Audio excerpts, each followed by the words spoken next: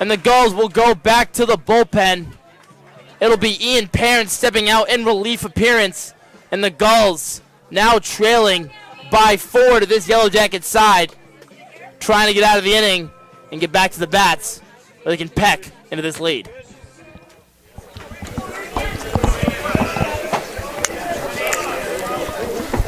So Ian Parent coming on in relief for the Gulls, trying to get out of this inning still.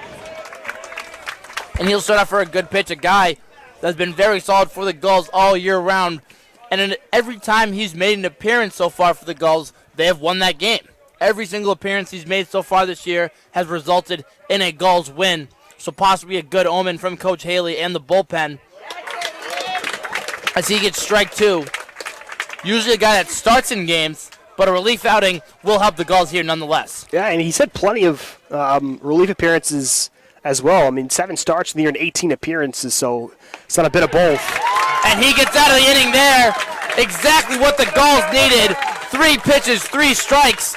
And although down 4, the Gulls finally get out of the inning, but not before the Yellow Jackets go absolutely nuclear and find themselves in a comfortable lead. The Gulls will need a lot of bats to get back into this one. One of the catalysts of this team, and already has 2 RBIs to his name today, Luke Vonderhaar stepping up to the plate. And Ian Parent so far getting that 1 out in the last inning to end what was a 5-run inning for the Gulls. Excuse me, for the visiting Yellow Jackets. Yeah, things have really calmed down for Endicott offense. A couple of hard-hit balls there, right to dead center field, but both outs. Parent with one of those good misses you would call a close one there.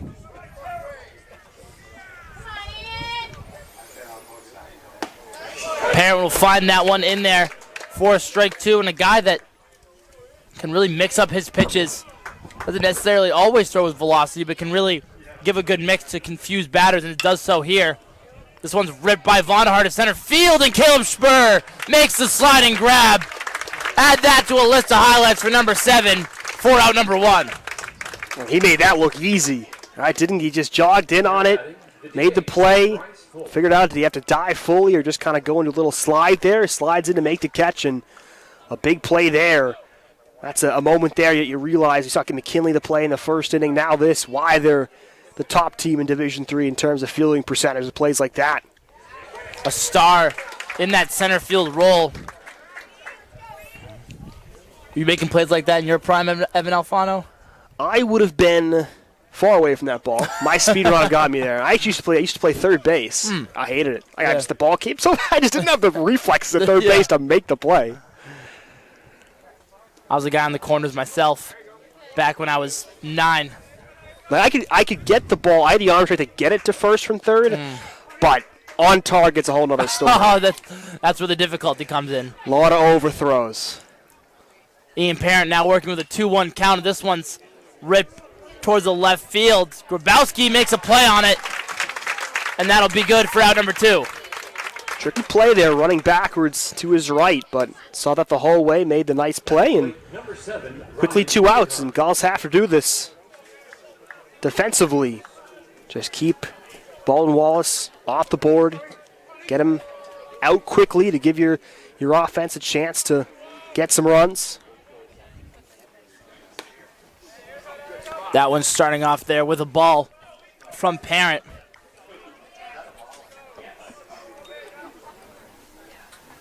This one ripped up the middle from Guggenheim, and his record continuing to rise as he gets another hit there from Guggenheim, who has, as we mentioned before, the single-season hit record for the Yellow Jackets. Yeah, good piece of hitting there with 2 outs. Got a nice pitch there. Parent was really dealing at the moment, but able to lace that one out to center field to keep the inning alive. 8th hit of the day for the team.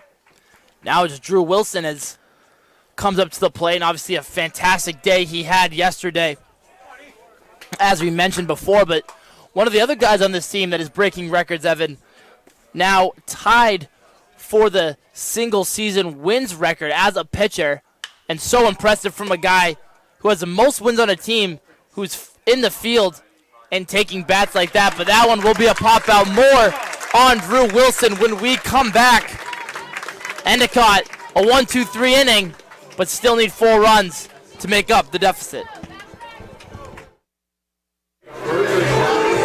Sean Kalenic, a Gold Glove type player at third base, now up at the plate. We saw him make an amazing play to rob Caleb Spur of extra bases and an RBI earlier and this one.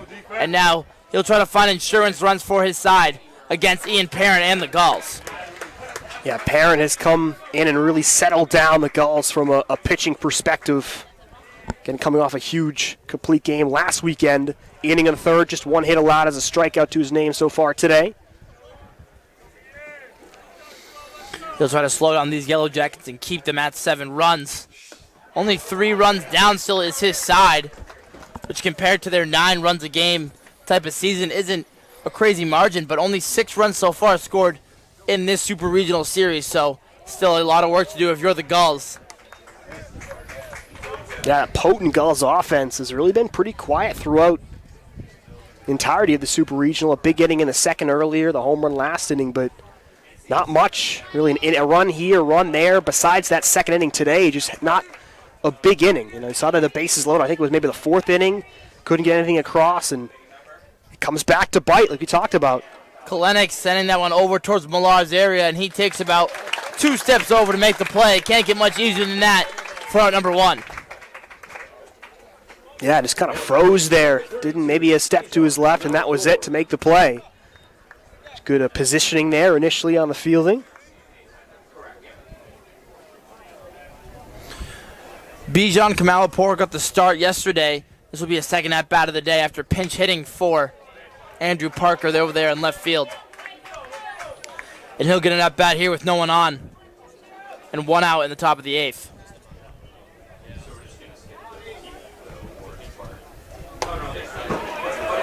Now, pinch hitting is something that, to me, just seems so difficult. You're sitting on the bench for 4, 5, 6 innings. A lot of times you come in high leverage, 1 out, 2 out situations with guys on base. Definitely an art in the game of baseball.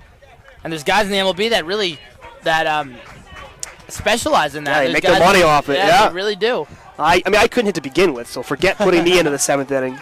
I was not a guy you'd want to see pinch hitting.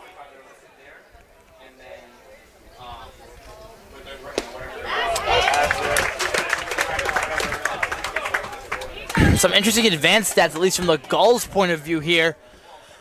This season, after trailing after 7 innings, Evan Alfano, as they are here with the 7-4 deficit, they are an even 3-3.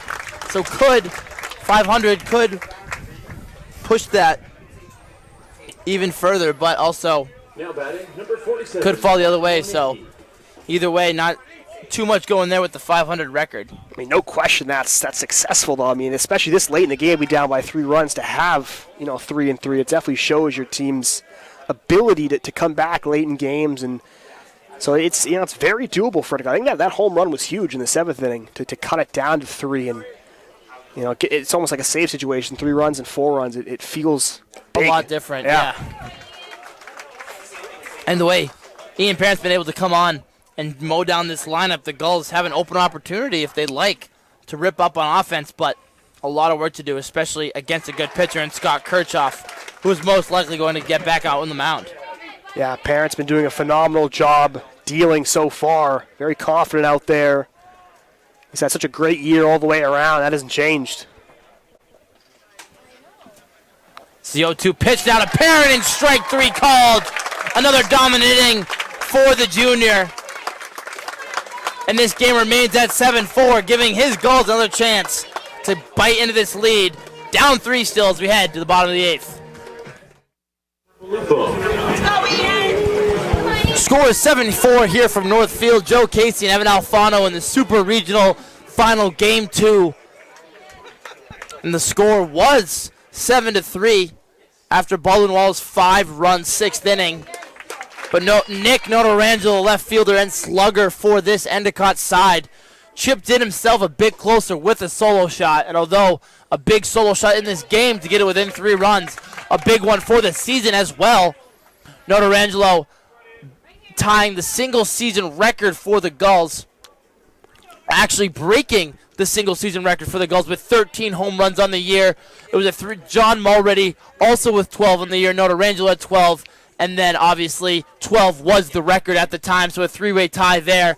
But Notarangelo with that solo shot to right gets the record all to himself. 13 bombs this year, and what a year it's been for Notarangelo and the Gulls for the home run numbers. I mean, 2 guys with 12 home runs, both tying the record single season for the Gulls, and now Notarangelo going on and breaking it. Just been a fantastic year, and that shows for the Gulls there with that record. Yeah, Spur right behind, 11 of his own. Pacheco with 8. This Parent has just been dealing since he entered the game. A big home run year for the Gulls, but also a big Ian Parent game here, and he continues to deal.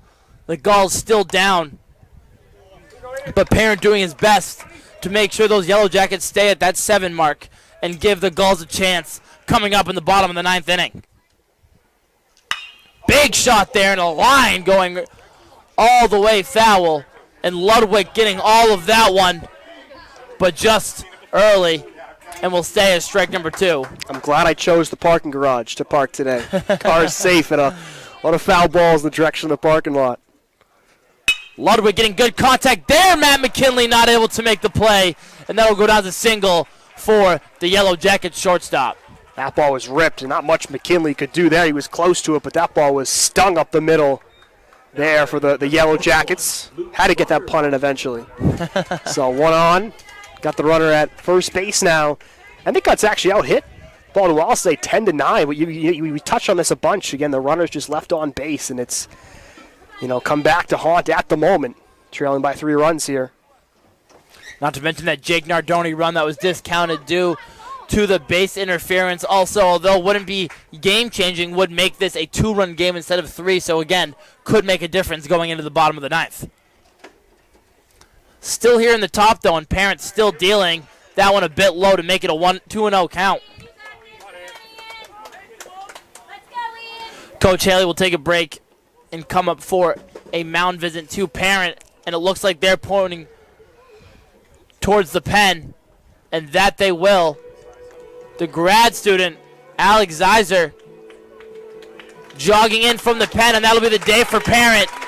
All the hands deserved for a performance from number 20, a gem in his relief outing, but now it'll be up to the grad student to lock down this Yellow Jacket side and get the Gulls back to the bats.